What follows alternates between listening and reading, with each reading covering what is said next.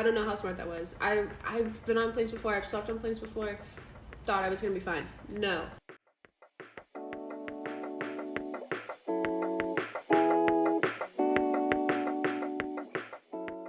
Oi. Hello. Good morning. I decided, oh, there goes your brain, that I wanted to do my parent story time right now. By the way, these eye patches, I live by them. I, unsponsored, got these Rejuvenating Gold. I know it's backwards, whatever. They're the Spa Life ones. I don't know. They work wonders. I used the first one during Miami Swim Week whenever I got them. Noticeable difference in like the coloration of my eyes not being purple. Let's just get into my little story time on how I got to Paris. It took me literally 24 hours. So a little backstory, I minored in French. I can speak a little French, can read it super fluently, and yeah, I've studied it all the way through middle school. What am I talking about? Not even middle school. All the way in high school, all the way through college. I had always wanted to go to Paris, but honestly not even really Paris, more so the south of France, because I just didn't want to go to like a really touristy area for my first time being in France. But it's one of those things, like, I always compare it to seeing the Statue of Liberty. Seeing the Eiffel Tower is kind of one of those, like, you have to at least see it if you're going to be traveling through France at least one time kind of thing. I managed to find a round trip ticket for like $400, something around there, and it was one of those moments where I was like, I can swing this and I'm just going to spontaneously buy it.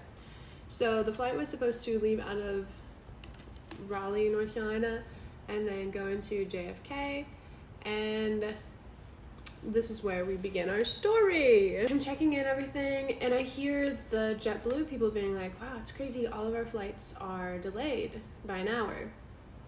I just looked at my ticket, and I saw that my layover time in between JFK and then my JFK to Paris flight was an hour. So then, thankfully, I listened to my intuition, and I walked up to the front desk, and I was like, hey, I just checked in my stuff, but I heard you guys talking about the flights being delayed. And they were like, oh, thank goodness you came here, because they needed to reroute all of my tickets. So they ended up rerouting me to Iceland, and I was like, yay, I've always wanted to go to Iceland, but also like freaking out because this was my first time out of the country, and I was like, I wasn't expecting to go to Iceland. Again, I have my passport and I'm fine like that, but I was just like, okay, great, going to multiple countries. Did I not realize what adventures I had in store for me? I'm in the airport 6 hours early at this point because they changed my flight. My flight ended up being later. It was a nighttime flight. I thought I was being big brain, and I was like, amazing, I get to sleep on the flight. So I pulled an all-nighter packing. I don't know how smart that was. I've been on planes before. I've slept on planes before. Thought I was gonna be fine. No. I got in this Iceland air flight, and they were so cutie, so cool, so nice. But two things. The seats are very uncomfortable. The seats feel like rock solid. So I got no sleep. I literally was like balling up my fur coat and trying to like use it as a pillow. Two, the food is not free on the Iceland Air one. I was exhausted, didn't get any sleep. The time changes are happening. And then I see the flight attendant guy start walking up and down the aisles and start individually talking to people. And I overhear him say, hey, just let you know, your flight you're gonna miss your next flight. You're gonna need to go to the help desk. And I was like, oh God. And I'm just looking around and I'm like, I could just feel him coming up to me, and he stops right next to me because I'm in an aisle seat, and he's like, Miss Madison Cubbage? And I was like, full government name and everything? Yes, what do you need? And he was like, we're so sorry, like, you're gonna miss your connecting to Paris, you're gonna have to go to this help desk. I immediately was like, okay, thank you so much. And then I was like, hold on. Is this airport going to have English signs, or signs where, like, is it gonna be easy for me to find this help desk? Because I was like, I've never fucking been to Iceland before, you know? And he was like, oh, it's super small, like you're totally fine, like yes, there's gonna be English mixed with everything else. And I was like, okay, beautiful, worries a little bit less. And so then we start landing. I don't know what it is with this new thing that has been happening to me, is that I get this insane pressure in this half of my fucking face when we land. And so I thought it was something to deal with like the cabin pressure of us just like landing so quickly, or just being a different hemisphere, and like thing like geographical of like, oh, I haven't been this high, like the altitude or something like that. It's this pain that starts right here. I'll feel like a tinge, and then it's like it goes through my sinus cavity, like how you would have a sinus infection, and then it spread to like the whole right side of my head, and I started tweaking out. And I asked the guy next to me, I was like, hey, do you, and he literally was like, you have a sinus infection, you're sick. And I was like, no dude, I got on the plane healthy, how the fuck, no, that's. So anyways, we land, I start running, don't know why I was running, because everyone else around me was running to this help desk, I think because a lot of us were missing our connecting, so it was about to be a long motherfucking line. So I ended up getting second in line. I ran past the I literally ran past the desk and then was like, oh, there it is. And I overhear the mother-daughter, or I can't remember who it was in front of me. They're also going to Paris. Clocked it so I could keep an eye and watch where they were going to, just so I had like other people that I knew were going to the same destination. So I ended up going and talking to the lady next. So sweet. Literally, shout out Iceland, being the nicest, best customer service. They literally said that they were going to reimburse my flight for the inconvenience, and that they gave me like 2,500 kronos or something for food, which was like $20 for breakfast, to just like hold me over while I'm just like waiting on my next flight to Paris. The only option that they have is a connection from Iceland to Helsinki. My brain literally was like, Russia? I was so anxious that my brain was just like firing things, and I literally had to be like, okay, great, like, because it was either that or I don't get into Paris until the next day, so I would have had to stay overnight in Iceland. In hindsight, I kind of wish I had done that to just experience Iceland for a little bit, because they probably would have paid for my hotel. Anyway, I literally have to be like, can you remind me where Helsinki is again? And she goes, Finland. Cool, another country. Get out of line, and then I see the coolest guy. He was very like stereotypical, had like huge goth punk combat boots, super Slavic, and I was like, damn, this guy is so cool. And he's just like laying, waiting for his flight. And I just saw like such a cool, eclectic group of people in the airport, so it was honestly really chill to like people watch. So I'm trying to navigate my way. I'm like, where am I supposed to go? I had to go through customs, not customs, but like wherever you had to check your passport again. And so I got a stamp for Iceland, and after going through all that, I then found those original people that I clocked, like the mother-daughter or whoever it was, and I was like, hey, you're going to Paris too, are you on this like 10 a.m. flight? And they were like, yes. So I found them, I ended up having breakfast with them, I kiki with them. It was so nice to not feel like alone, and made new friends. They were telling me, I think they were Vietnamese, and they were talking about like traveling to Vietnam and traveling just like all around the world and their stories, and it was really fun.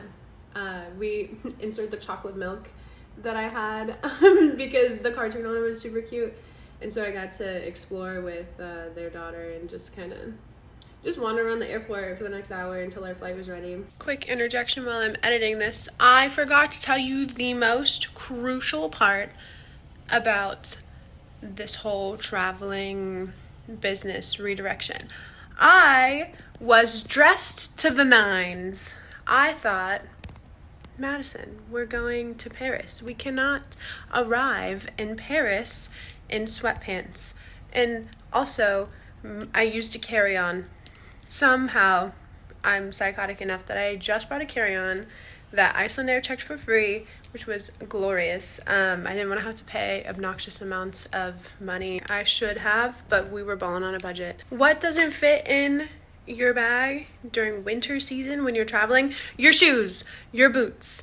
What did I decide to wear to the airport? Pointed-toed, knee-high, stiletto, chunky heel. They were chunky heel. Steve Madden boots. Pointed-toed. If you know, you know. The girlies know. Steve Madden runs so narrow. I wore pointed-toed Steve Madden knee-high, chunky 4-inch heels for a 24-hour. I thought it was going to be all cutesy and get on the airplane and just sleep in my little fur coat with my like snakeskin cunty little boots. My feet were crying when I was in Iceland, and I still had hours to go from there. And then walking off the plane, I'm not gonna lie, I definitely took my shoes off on the plane. I had to. I was freaking out. My legs were like swelling from it just being really hot, and I was freaking out. I did have socks on, and it wasn't smelly, and no one was next to me. So, yeah. Anyways, back to the story. But I really needed the girlies to know that I was dedicated. I was serving to the nines. I would not recommend. Let's get back to the story. I also had checked my bag, so my bag is still floating around the world somewhere. It was originally supposed to go from Raleigh to New York, from New York to Paris, but now it's been redirected, as they were promising, that it was just gonna go straight to Paris and then whatever. We get on the Helsinki flight. The sun is starting to rise. I'm so jet lagged. I think we're on like hour 15 to 20, somewhere in there. And I think that was like a 2-hour flight, and did not sleep a wink on that flight. Was really trying to, but honestly, it was so beautiful to just be looking out the window and looking at all of the landscape of Iceland and like the black sand beaches, and it was so stunning, and probably the most memorable part of that whole travel. But everything is beautiful. Like, I'm so grateful, but I'm still very nervous because I'm so much farther away from home than I could ever be, kind of thing. Get into the Helsinki airport. We land. It is like a snow tundra. Had no idea what Helsinki was gonna look like, and yeah, it felt like landing in a crazy movie. And I have some clips from that I'm gonna insert in my vlog and whatever. But that was really cool to experience. The richest looking airport in the middle. I deboard the plane and I see my homies start running, and I'm like, oh, okay, we're getting to the next gate quickly. I didn't realize that we were cutting it so fucking close. We finally run through everything. Mind you, again, I say this is the richest looking airport because there's like designer shopping things in here. There's people wearing luxury outfits, like the dining, everything was so beautiful. I was like, damn, I wish I had time to like explore this. But anyways, we finally find our gates. I was about to sit down, and then I look up, I check the time, and then I look down, and I was like, oh my god, we have 30 seconds to like scan our ticket and get on the fucking plane. And I looked at my homies and I was like, no, we're not sitting down, we gotta go. And I then turned around and yelled at the flight attendants, and I was like, hey, are we still good? Like, and they were like, yeah, come on. And they held the gate open for us, and we scooted on our flight from Helsinki to Paris. That was the most rushed that I was like, I didn't realize, I had no idea. And I'm so glad that I ran with them, and I'm glad that I'm just blessed that I noticed them, and which is, I don't know, I was so delirious at that point. And then I ended up getting at least an hour sleep on that flight because I was like, okay, I'm finally going to Paris. It's finally happening. And yeah, I once I landed at Charles de Gaulle, I was like, I'm here! Like, baby's first time in Paris, we're so excited. And then I go to baggage claim. I'm going like 10, 15 minute, huge ass walk. Don't know why Charles de Gaulle is like so big, but kind of feels like a back room. And remember, I'm not gonna let us forget, I'm doing this in 4 to 5 inch heels that are pointed toed Steve Madden, like a psycho, limping through the airport, but looking great while doing it. So I'm trying to find baggage claim. I'm on the phone with John. John is who I went to Paris with, my friend. And mind you, he'd already landed like a couple hours ago and already checked in to the Airbnb and like did all the things. And I was like, damn, that's crazy. So it was very super convenient and super grateful to have had him on the phone to be like, where do I go to get my metro ticket? What do I do now? Should I get like money? Should I get cash? Like, what should I do? What did you do? And like any tips on how to get from here to there. And so I'm on the phone with him. I go to baggage claim. I'm waiting at baggage claim. And then I see the homies. They're waiting at baggage claim. We're looking at every motherfucking bag that's coming down. And coincidentally enough, they don't find their bag and I don't have my bag. So then I'm like, I knew this was going to happen. And we turn around. We see the little baggage corner. So we walk over there, talk to them. I was like, oh, this is where we gotta start speaking French. We've been speaking English this whole time, but like, it's gotta happen. So they obviously spoke like half and half of like, they understood a lot of English because you're in an international airport like that. So it wasn't too bad or too broken. And honestly, Charles de Gaulle baggage people, because they have this system where if your bag is like lost or it's delayed, because what happened in mine is that my bag was on, I flew in by like 9 p.m. at that point, and my bag was on the midnight flight, which was the last flight of the day. And they told me that I would just either have to come back and get it, or they have a service where you can just give them your address and they have a guy who will pick up your bag from the airport, and he goes and delivers them all the next morning by like 11 a.m. at the latest. So he's out working all morning long, and he'll call you and be like, bonjour, like blah blah blah, your bag's here, and dumps your bag off, and it's free. It's complimentary because it's their fault that they lost it. Amazing. I was like, really? Thank you. Like, and I was so grateful that I had my camera bag because it had my toiletries in it, and it also had like an extra t-shirt, funny enough. So I was like, you know what, I'm gonna shower and I'm going to bed and I'm gonna sleep in until my bag gets there, and it's perfect. So that way I'm not as like jet lagged or anything. So yeah, shout out to the baggage people at Charles de Gaulle, because that was great. So then after getting the baggage stuff done, I then had to figure out where the stuff was to get my Metro card, because John was telling me about how you get like a hard, like you pay $30 for a Metro card that'll get you in anywhere for like the whole week. So much happened with mine. You have to then get like a passport photo. Hold on, let me grab mine. Hold on, let me show you what it looks like. Okay, so this is what it looks like. It's the little Navigo, but it's the hard copy one. Tell me why I literally look like I'm a Russian foreign spy. I hate this photo of myself. What the hell? What? But yeah, this is what I was looking for to get on the train that was going to take me from the airport to close enough to the Airbnb. And once I figured that out, we were good. We were golden. I went in here and the woman didn't tell me anything. I literally was speaking little broken French, and like I'm sure she's dealt with a lot of people that have been really frustrating. Basically, you have to go, she activates it, but you have to write your name on the back of here, and then you have to get this photo taken in a separate photo booth, and then you get like 6 of them, or like whatever ones you pick, and then you have to cut it out and crop it and put it on the back of here as like your ID for it or something. And so thankfully I had John to like coach me through that, and he was like, yeah, you'll see the Metro card office here, and then you go out of it and then you'll see a photo booth thing there.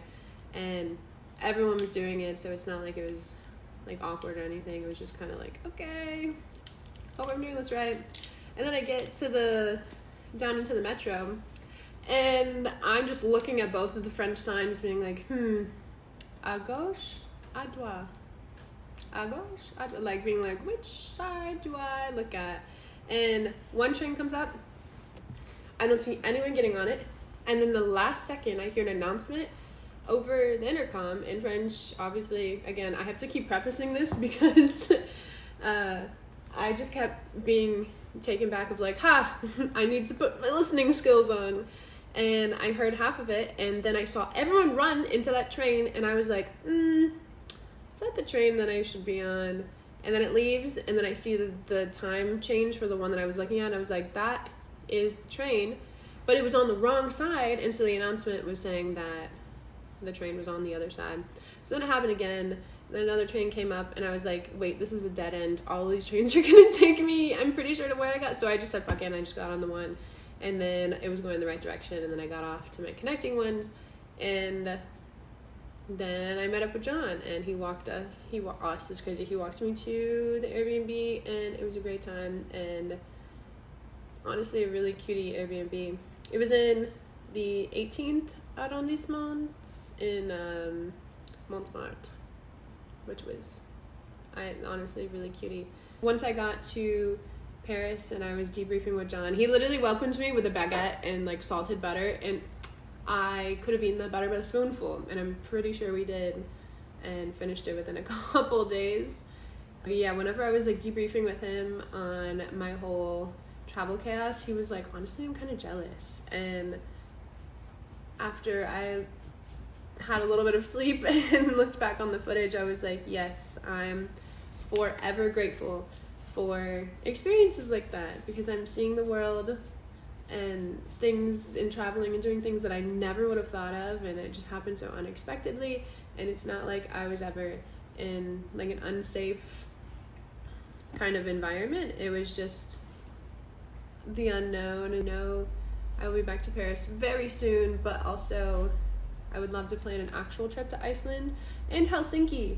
Dang, like I never thought I'd want to go to Helsinki, and there's a show on Netflix called Money Heist, and all the people, it's a Spanish show that they dubbed for English, and every like one of the people who's like in the heist has a different name, and it's a different country, and so Helsinki was one of those, and I always think of that for some reason. So yeah, I watched it on the flight whenever I was like, oh, we're going to Helsinki, let me just remember this. Anyways, that's my adventures to Paris. The rest of it I am going to dump into my actual Paris vlog. I'm gonna have all the footage of this in the vlog. I don't know how I'm going to edit all of this. Honestly, I need to go take these little eye bag things off, and I'll catch you guys next time. Bye!